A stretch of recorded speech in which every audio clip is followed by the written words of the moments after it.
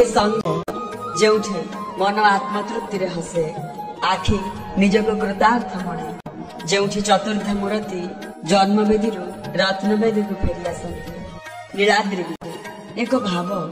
एक अनुभव एक निर्मल आत्मतृप्तिर पर्व लक्ष लक्ष भक्तों मध्य मिशि जाई माँ गुंडीचा घर श्रद्धा को ग्रहण कर करुणार कैबल्य बाड़ी दे एवं महाप्रभु घर को फेरी सिंह द्वार पाखरे जमा होइछि अतुट भाव आ नजर अपेक्षा करिछि एमिति देखिबे मणिमा जेउठी से पाद रखिबे पुणी घर भितरे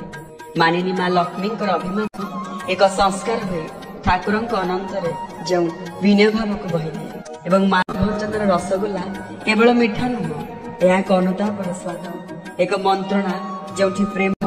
मान्यता दया आ सम्मान भाव दिशे नीलाद्रि विजय एक दृश्य जो नीलाचल अनंतर मिशे एक मुहूर्त